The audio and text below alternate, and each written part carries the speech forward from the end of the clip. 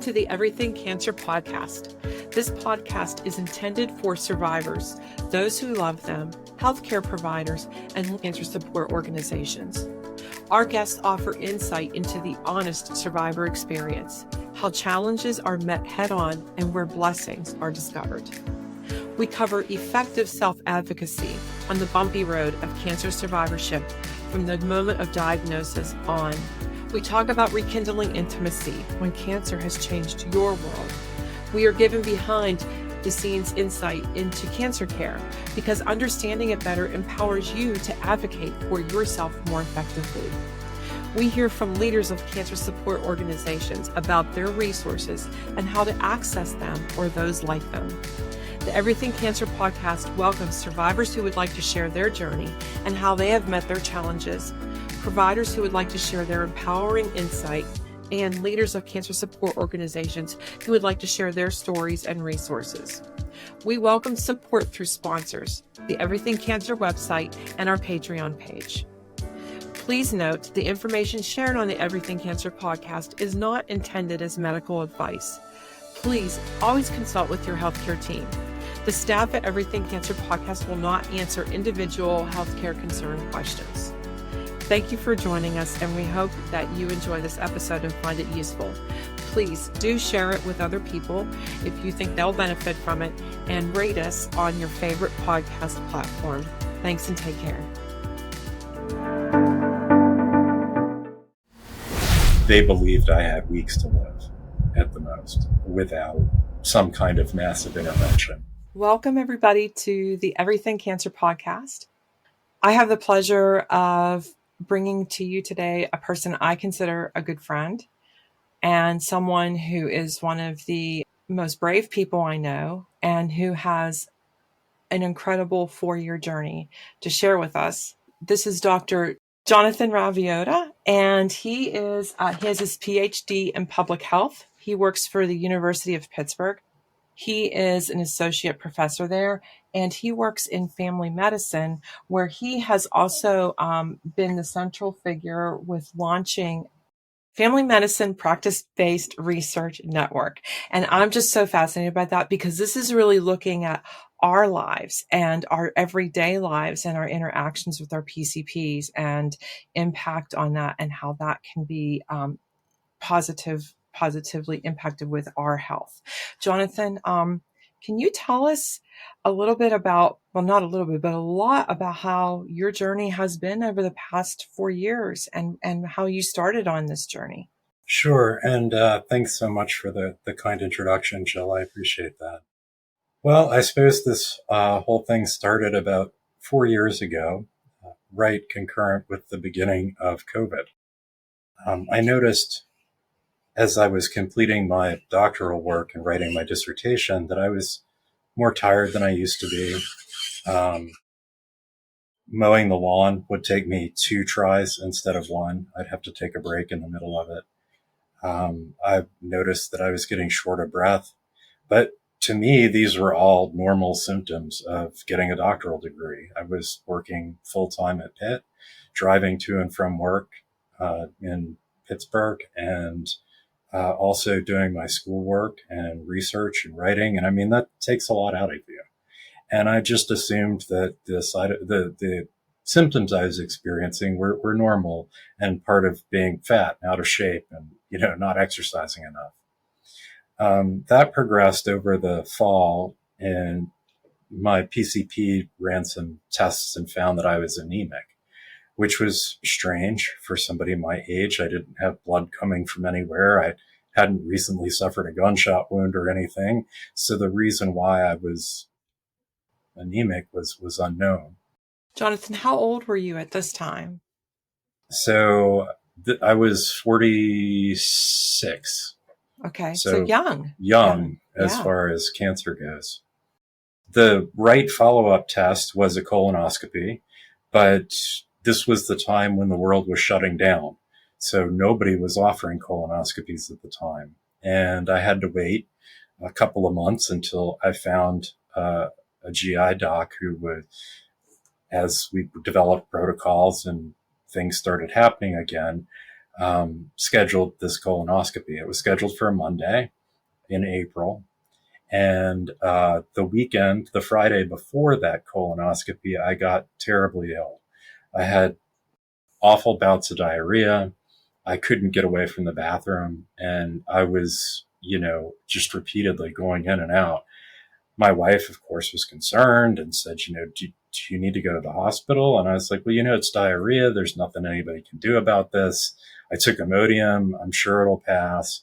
And after probably 8 hours of this, she was like, look, you need to go. So we packed me up in the car. I asked her to go and buy diapers for me because it was a 45-minute trip to the hospital. Strapped on a diaper, clenched it up, and jumped in the car. We drove the time it took to get to UPMC Passavant in Allison Park, and came to the emergency room. I got in a wheelchair and had my wife push me directly to the bathroom.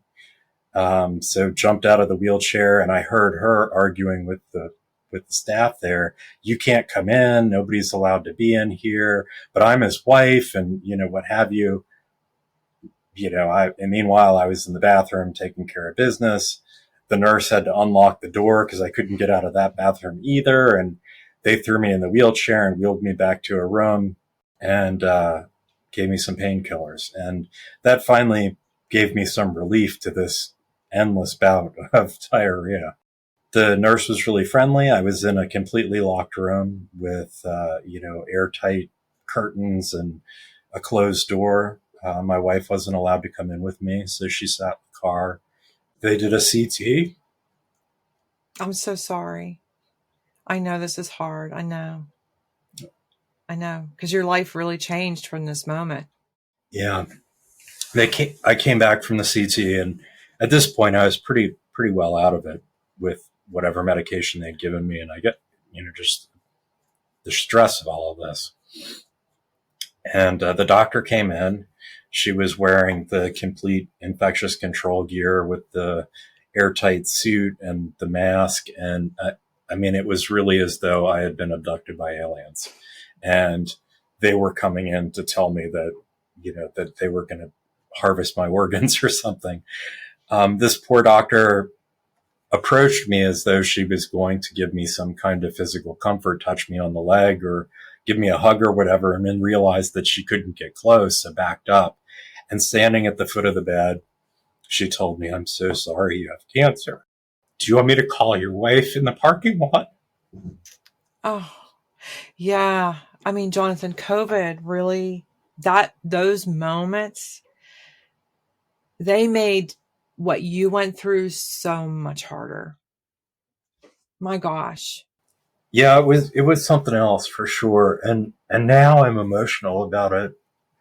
And I understand what the consequences of that interaction were. At the time, I had no idea. I just said, oh, I've got cancer. Okay. So what's next? And, of course, at that point, they weren't giving me a whole lot of information because they wanted to gather more and didn't want to scare me. So they admitted me to the hospital on that Saturday, and my colonoscopy, which was scheduled for that Monday, I did the prep in the hospital on Sunday evening. Monday, I went down to have the colonoscopy. And when I woke up, I talked to the GI doc and expected to get we found some polyps. There was a small tumor. We did a whatever, and now everything's going to be fine. And that was not the news that I got. The news that I got was that, we were only able to get into the sigmoid colon, which is just a few inches in. And I was thinking, well, is there a technical difficulty, or do you not know how to use the equipment? And he said, no, there's a blockage in your colon that I couldn't get past. And over the course of the next week, as I spent that in the hospital, I found out that I was at stage 4 cancer. I had a tumor, probably the size of a large golf ball, at least in my colon. Later, I would find out that I only had a 2-millimeter opening to pass anything beyond that tumor. Which is why you had diarrhea. because you had Exactly. basically a small bowel obstruction or a colon obstruction, right? And that's the only thing Hmm. that could get passed, which is life Exactly. threatening. It is. Yeah. They told me at that point, I found out now, but at that point, they believed I had weeks to live at the Oh my most gosh. without some kind of massive intervention. Yeah. Um, well, so we got through that visit. I went to see an oncologist at Hillman Cancer Center, and have he's been my oncologist since, and learned more about what was happening. I had 7 tumors in my liver, one of which was the size of a softball. I had the obstruction in my bowels, and I had some spots in my lungs, which were suspicious.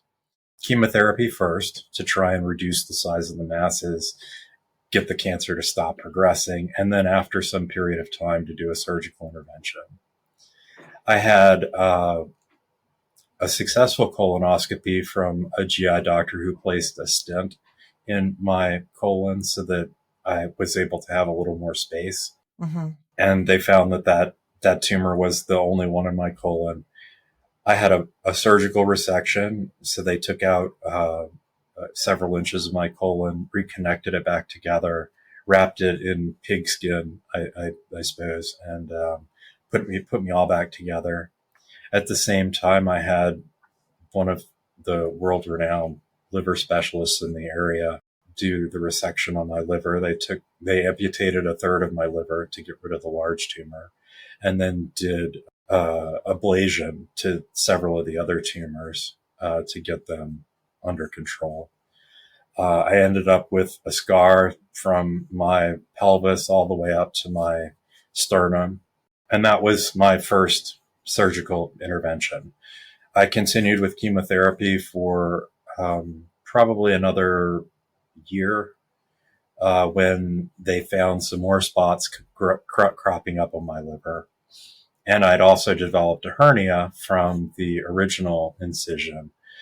So part of my intestines would poke out through the upper part of my abdomen, which obviously is not ideal.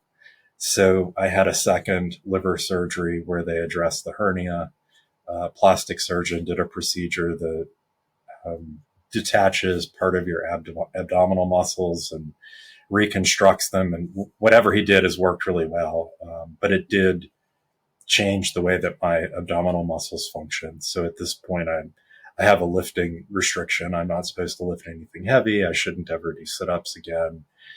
Anything that involves a lot of core work, I really should stay away from. So no deadlifts, no overhead presses or anything. Everything needs to be isolated. And so from that second surgery, I've continued with chemotherapy, and now I'm a little over 4 years from my diagnosis.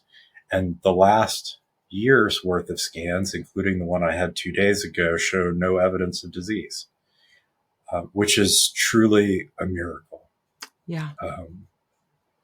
I have at this point years to live, which is the best that they can give me.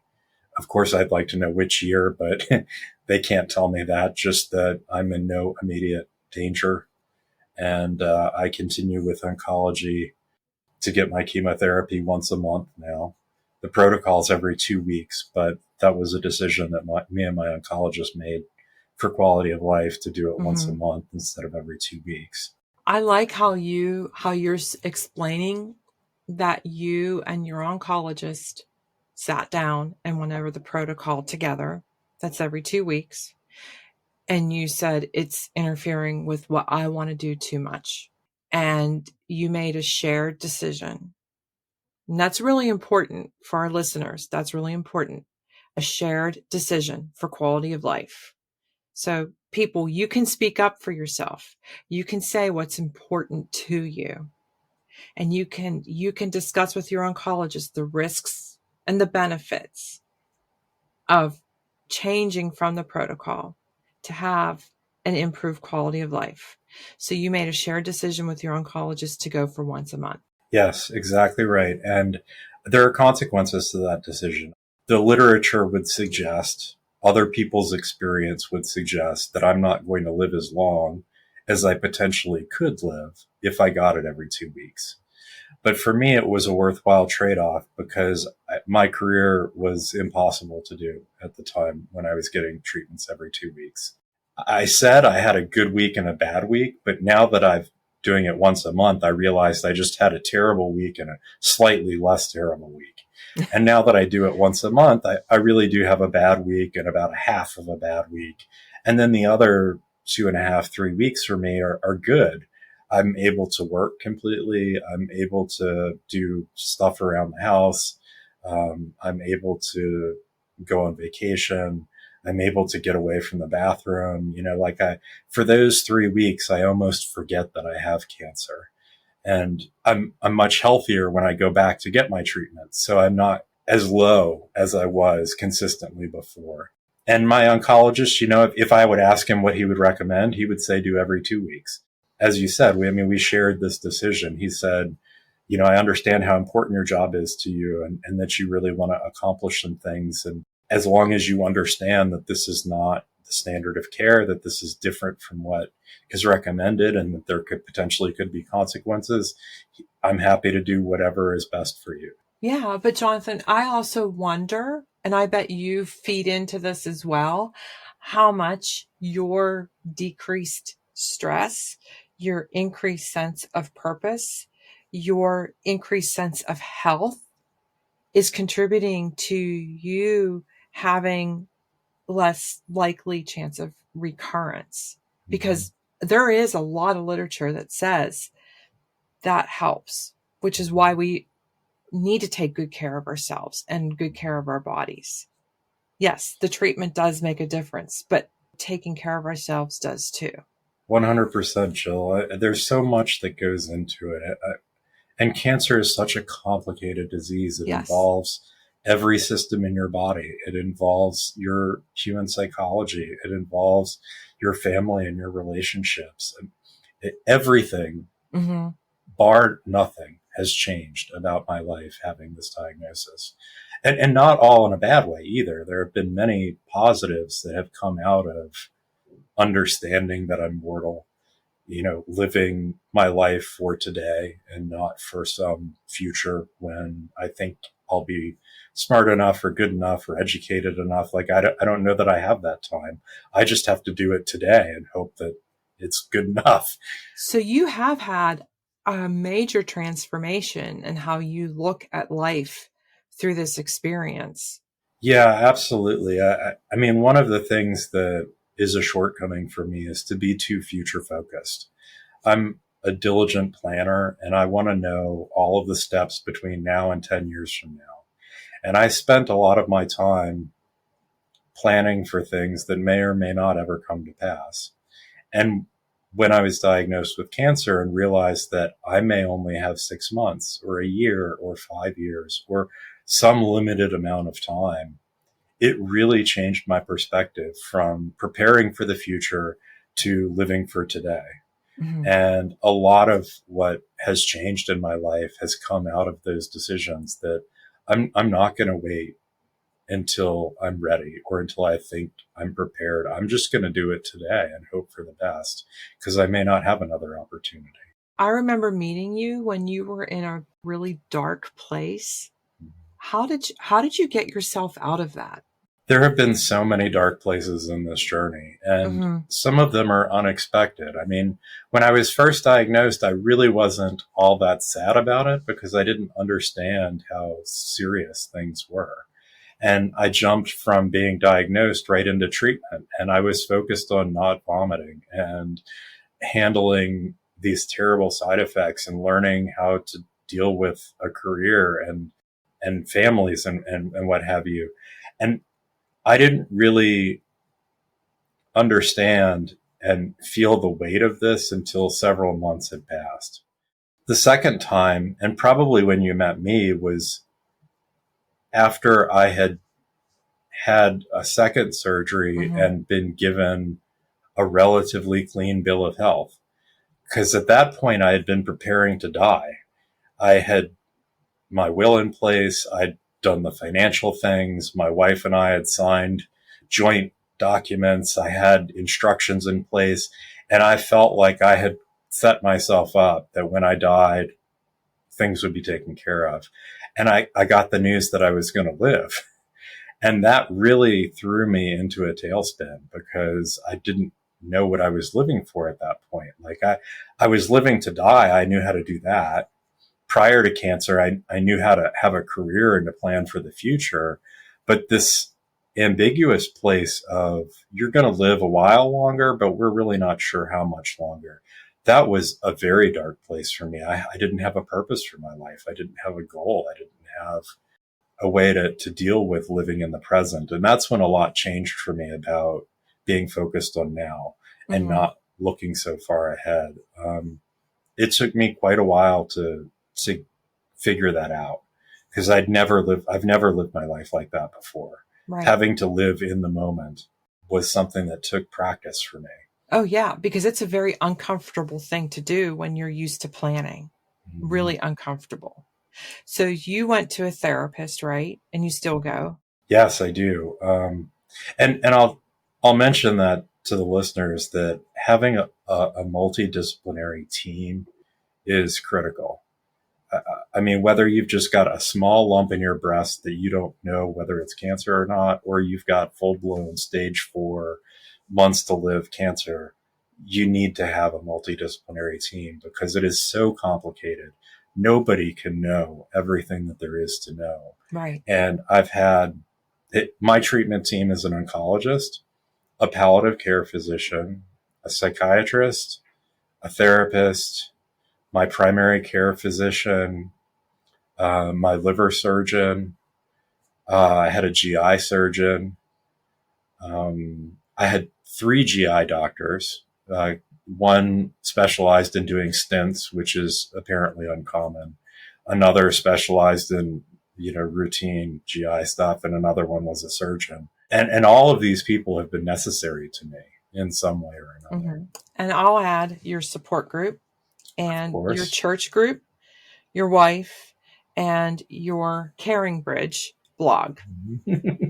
But they all keep you going, right? Tell us about what happened with your Caring Bridge blog, because I think that is an amazing story. Caring Bridge is a site that offers you a blog. It's generally focused on health stories.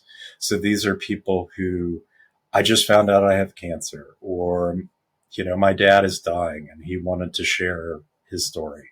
But it's a place that friends and family members can go to hear about what's happening. And for me, that was really important because I was pushing updates out to people. I had my email list and it felt awful to send 150 people an email of I'm having surgery next week and I might die. And all of these terrible things that you have to communicate to people. Right. And when you're emailing, you're not in control of when they see it or what kind of attitude they have when they come to it. So I wanted something that was more of a place that people could come when they wanted to know more rather than me pushing out my drama to the rest of the world. So that was really helpful to me to know that was a place. I ended up converting most of my email list to subscribers on my site so that the same family members, the same loved ones that I was communicating with before now get a push notification that says, hey, so-and-so's posted, a journal entry for you. But to me, that was a place to have value again. I said that I didn't really know what to do with my life. And this was one of the first things that I did was, well, okay, I can at least educate other people about what I'm going through. And maybe that's useful in some way.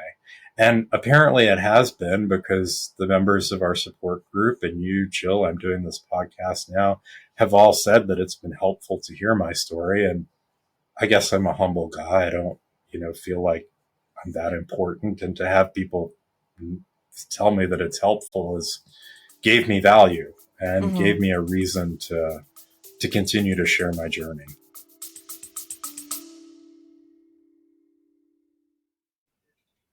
Thank you for tuning into the Everything Cancer podcast. We appreciate you being here with us. If you are finding this episode useful, please share it with others that you think would benefit. And don't forget to rate us with your favorite podcast platform. Please check out the show notes for more information and more information about our guests, links to their websites, and any other resources they've shared.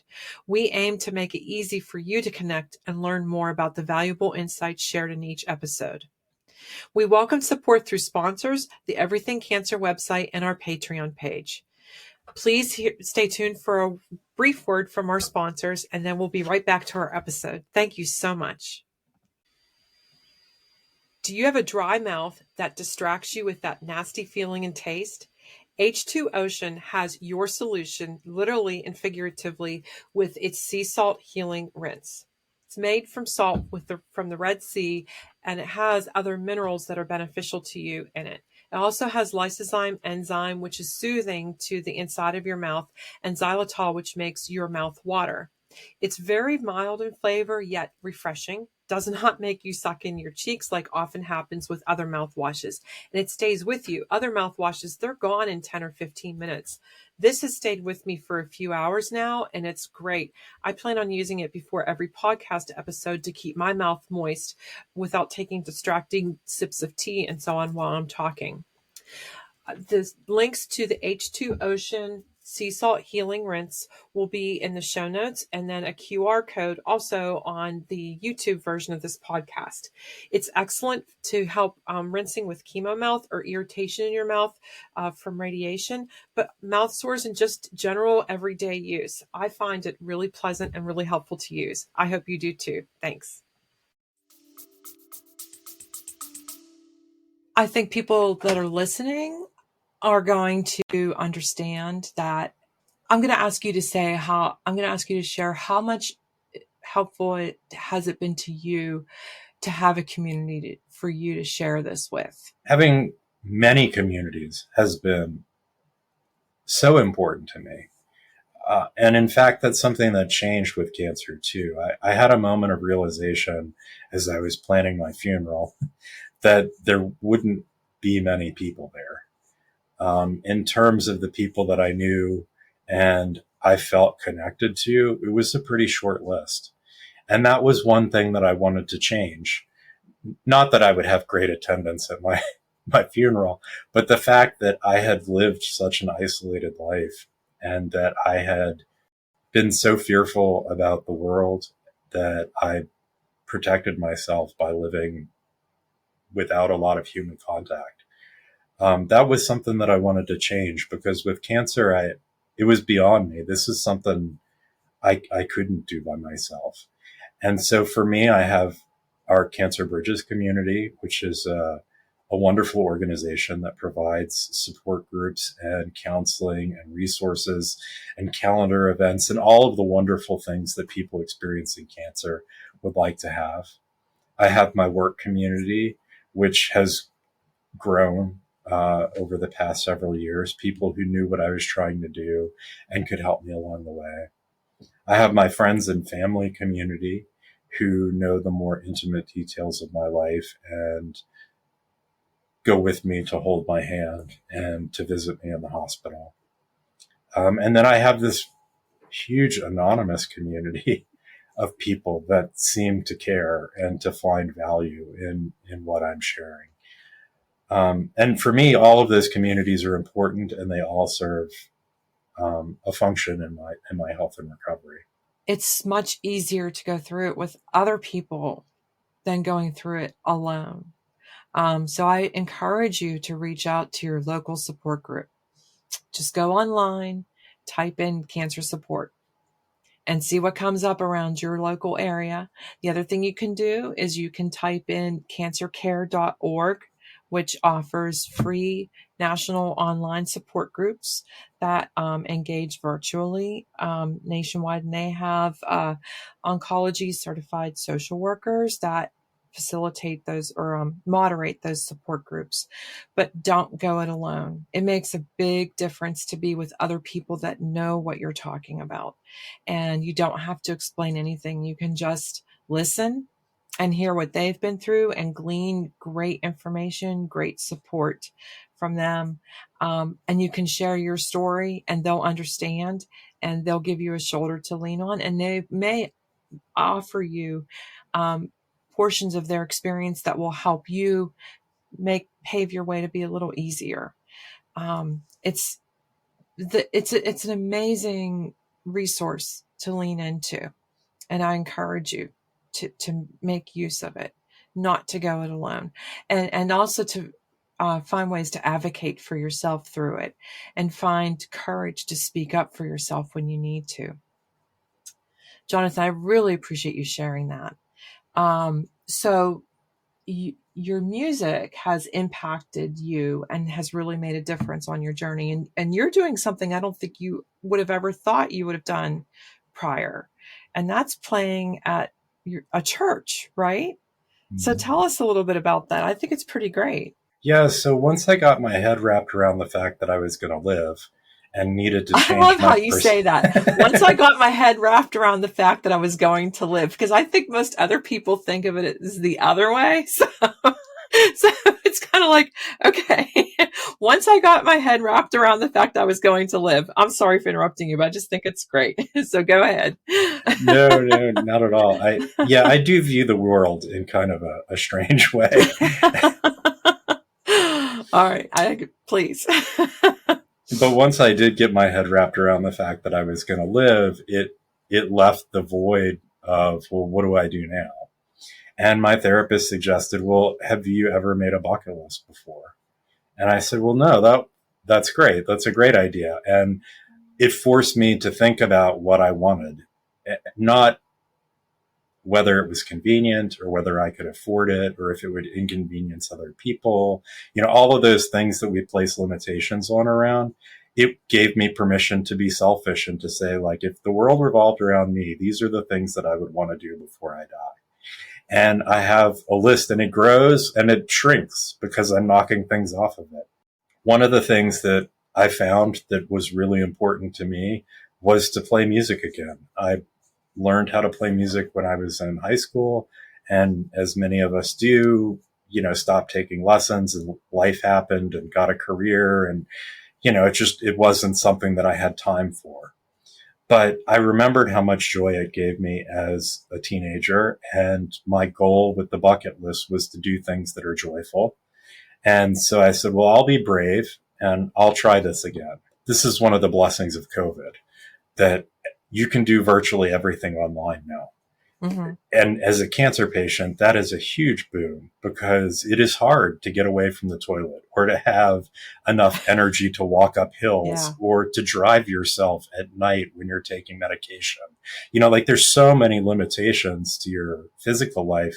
The fact that you can go online and be a part of a support group, the fact that you can, watch YouTube videos, that I could take guitar lessons, that, all of these things are available online was really a benefit. So I just Googled guitar lessons. I found a studio that offered, a reasonable price. So I bought a month worth of lessons. I met with a teacher who gave me the basics and really the confidence to start to play again. And that's what I needed, was confidence.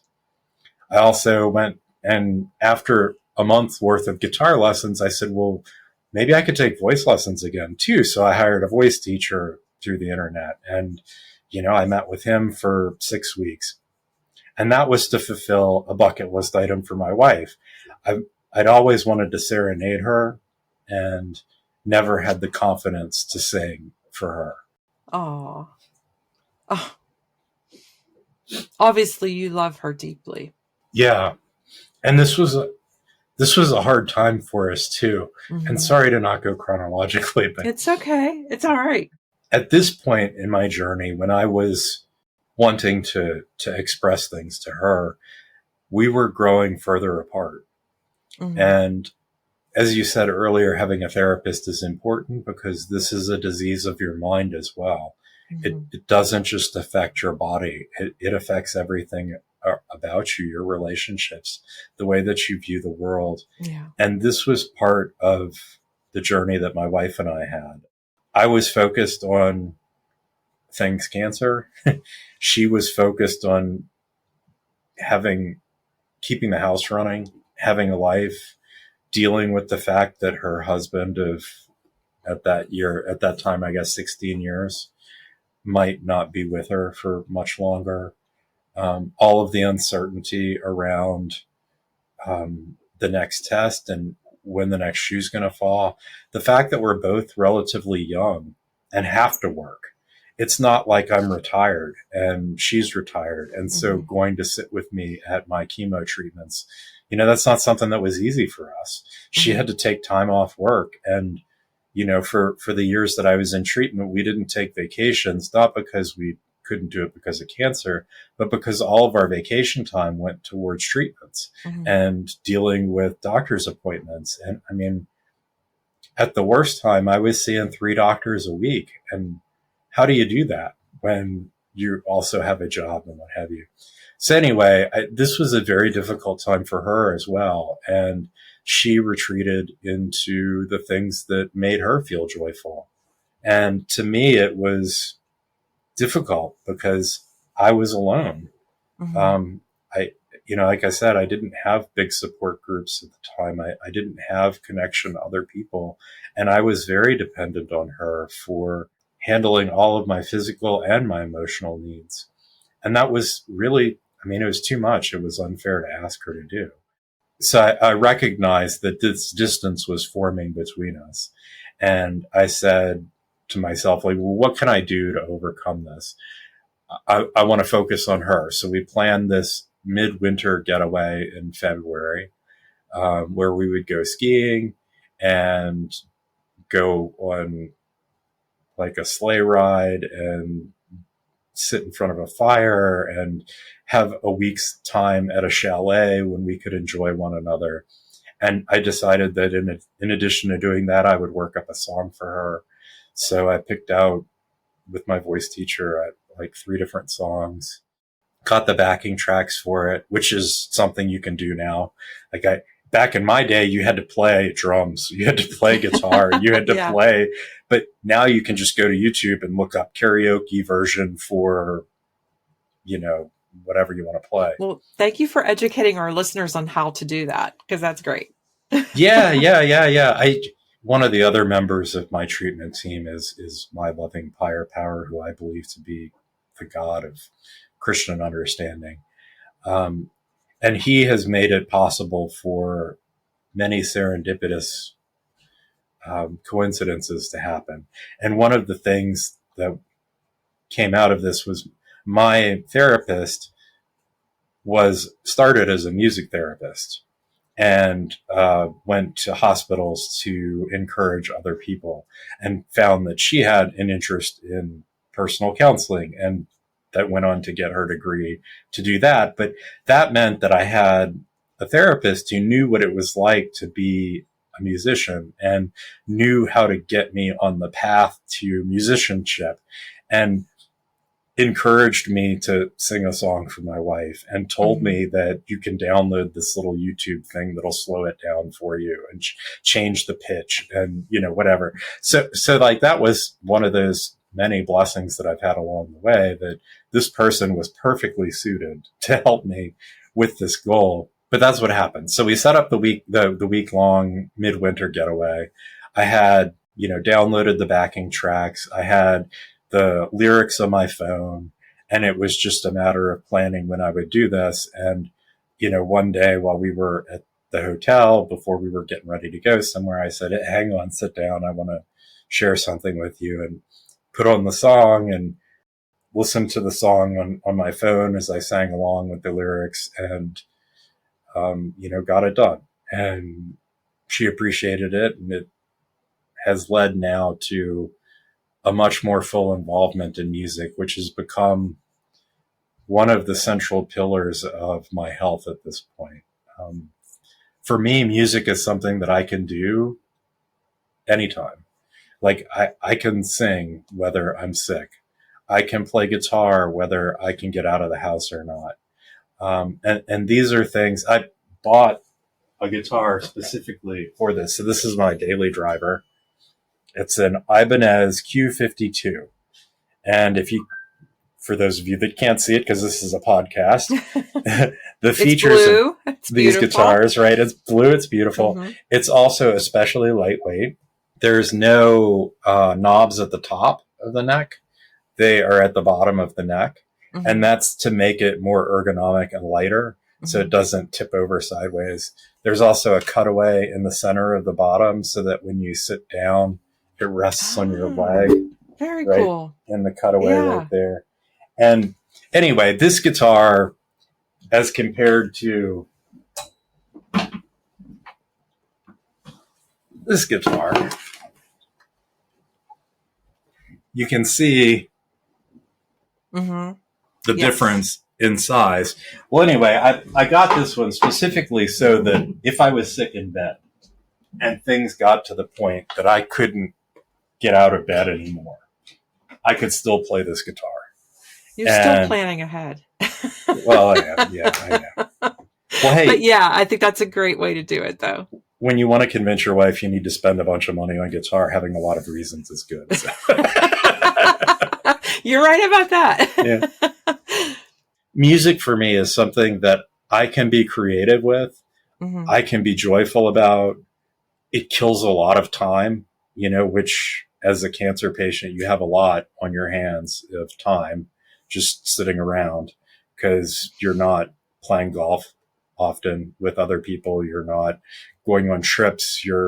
Like all of the things that normal people do are often limited. So, but music is something you can play a harmonica, you can sing, you can, play the bongos, you can bring some drumsticks and beat on pillows, whatever. You can always be creative with music, no matter how sick you are. And it's an outlet, and it's good for you through all of that. That's amazing. This, in some ways, living in the moment has brought you blessings. Mm-hmm. Can you describe that? Yeah. So, a tremendous amount of blessings have come out of this. And I believe that things happen in your life, not to you, but for you. And that we are meant to learn from every experience we go through. And we learn the most through the challenging experiences. And I believe that there is a person that my God wants me to be, and that to get me to the place that he wanted to get me to took a crisis. And this crisis was exactly the right stimulus to change some things in my personality that needed to be changed. So some of the blessings I've gotten out of this, well, one is an understanding that other people have value. For me, I lived a very isolated life.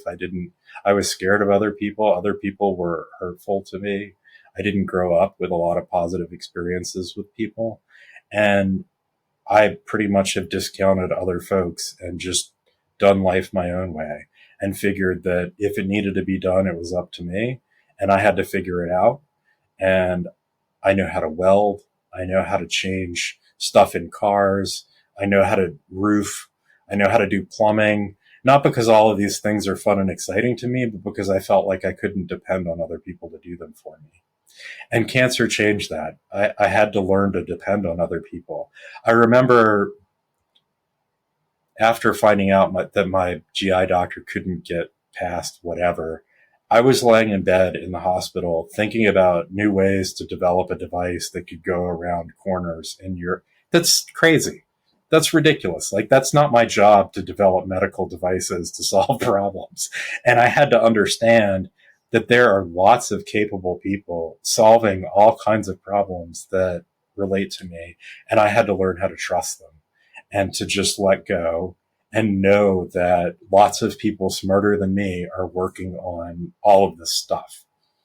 So that was one thing that came out of this. And that led me to connecting with more people, to signing up with Cancer Bridges, to developing one-on-one relationships, to reaching out for friendships, to being vulnerable in groups and sharing my experience with people. That has taken a lot of time for me and is not something that's easy. And I do struggle with what it's like to be a part of the human race and how I can not be so dependent on myself all the time. Things with my wife now are better than they've ever been before. And that came out of quite a crisis. Mm-hmm. My wife and I are both fiercely independent people and have been comfortable to live as independent members in our relationship. And when I got cancer and had to depend on her, like not needed to or chose to, like I really had to. And she had to take care of me. Like that changed things in our relationship. And, it led to a period where we didn't necessarily think that we were going to make it through it. Fortunately, we did. And now we are more closely connected and have sweeter intimacy than we've ever had before cancer because we had to learn to become interdependent on one another, not codependent, not independent, but interdependent in a healthy way. I've developed a relationship with my higher power like I've never had before.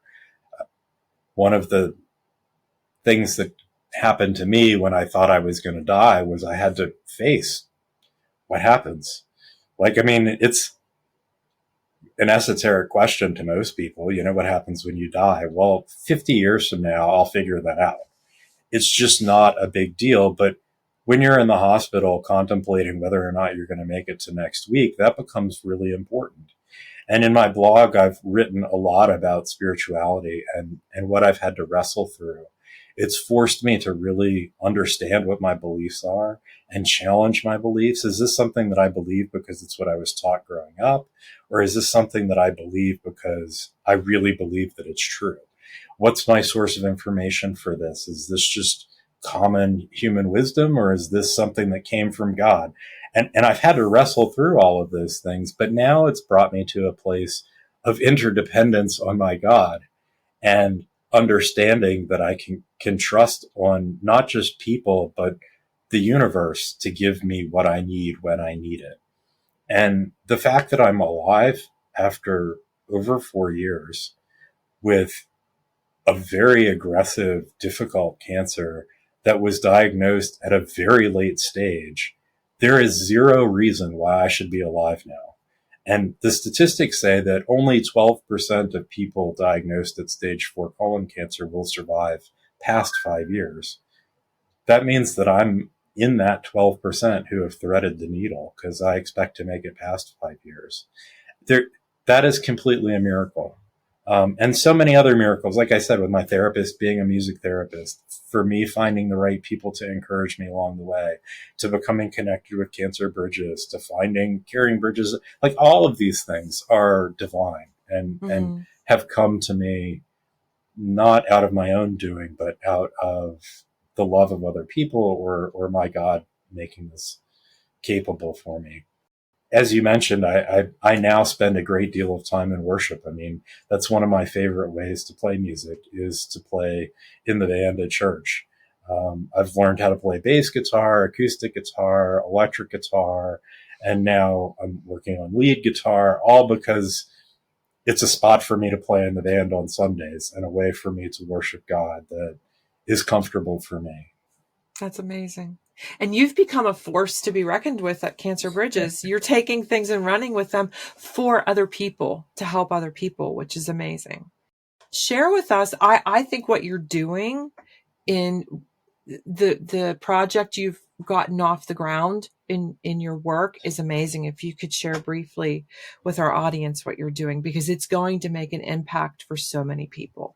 Yes, thank you for saying that. And this is far beyond me. It has taken quite a team and a God and a department and a school to make this happen. But this was a bucket list item that I set for myself when I decided that I was going to live. I looked at my job and my career and said, given that I don't have forever, what is something that I want to leave a mark on? My field is public health, which means making people's lives better en masse at scale. My job as a scientist at the University of Pittsburgh gave me the training to do research. But from my perspective as a researcher, it was too small. We're just impacting a small group of people. I want to impact lots of people. At the time, I was working on a study that was very complicated and involved a lot of resources. And I said to myself, you know what, this is silly that our study is the only study that's using a courier and the phone system that we developed and the research assistants that we have. That's dumb. Like, we should be using the resources that we've developed for more than just one study, which led me to understanding practice-based research networks, which is exactly what I wanted to do here. This is where you take a group of practices, be they dermatology or oncology, or in my field, it's family medicine, unite them into a group and provide resources for the whole group. So instead of one scientist at one location being responsible for finding a grant, developing the study, doing all the work themselves, hiring the team, now we can share that across our network. This entity is exactly what it is. It's a practice-based research network. So we focus on the problems that are interesting to our clinicians. We focus on what their populations are suffering from. We focus on a quality of care and serving the underprivileged and the marginalized communities. We've turned our family medicine practices into the wet labs of public health. Wow. So instead of science being done in an ivory tower, science is now happening in your family practice with your doctor who cares about you. That was the goal, was to create this network. And through miraculous circumstances, we had a new chair of our department who was nominated, and she had a passion for this kind of work and knew that I was interested in it. We got a new dean of our medical school who realizes the importance of primary care and funneled a huge amount of money and time and network resources towards family medicine that we'd never seen before. And it's created this perfect synchronicity where we have been able to get this up and running. So for me, the bucket list item was to get a practice-based research network standing up. And I figured if I could do that, it would be good enough. And as of this past month, that has happened. Like, I posted recently to my post that we've launched it. We have studies that are recruiting in our practices.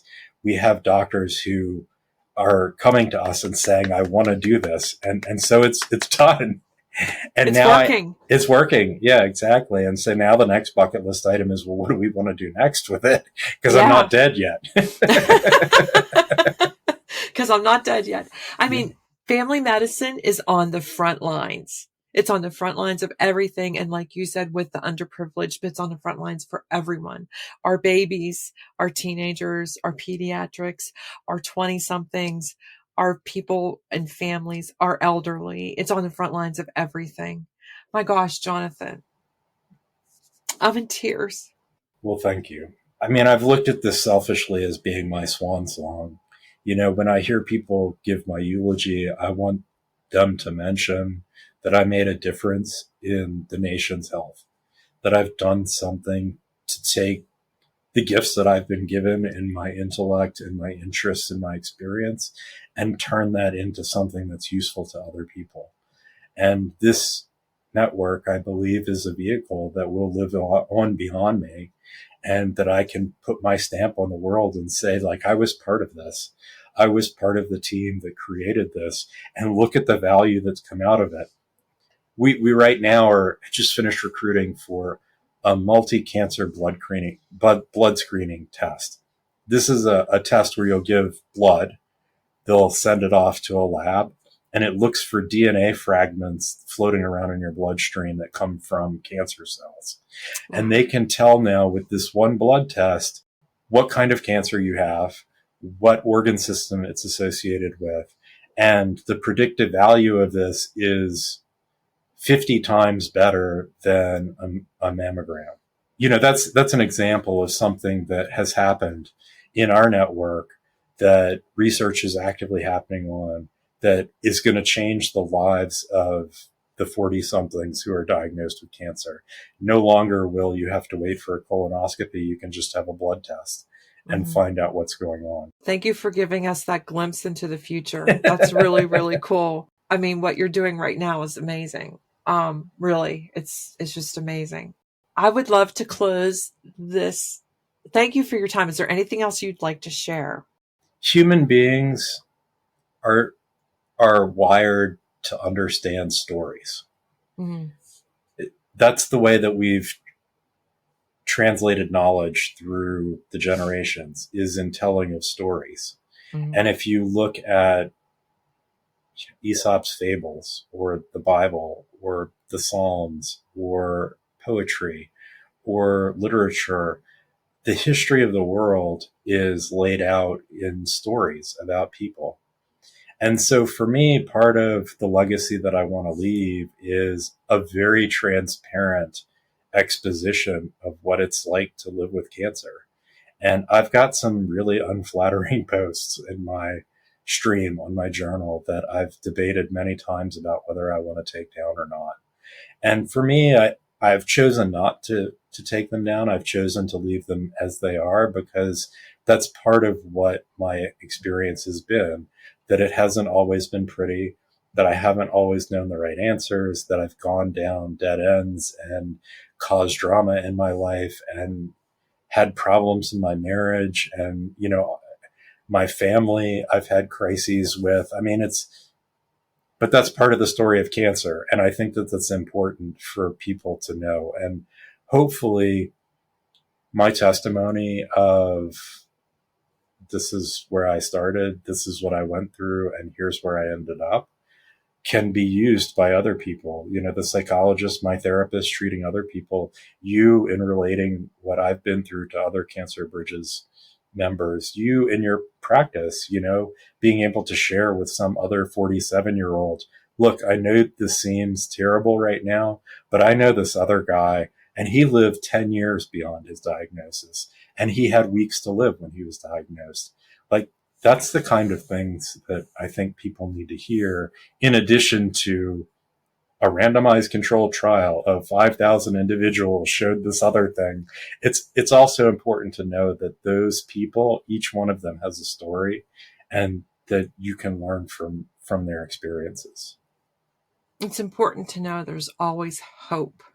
That's something I've thought a lot about and have much more comfort about now, which if you've just been diagnosed or you're facing potentially being diagnosed or you have a loved one who's been diagnosed with cancer, that's not the end of the story.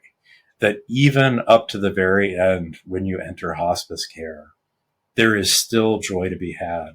My therapist, like I said, she was a music therapist, and that was part of what she did. Was she would go on hospice visits to people who had days or weeks to live and help them to write a song or play music for them or, engage them in music in some way.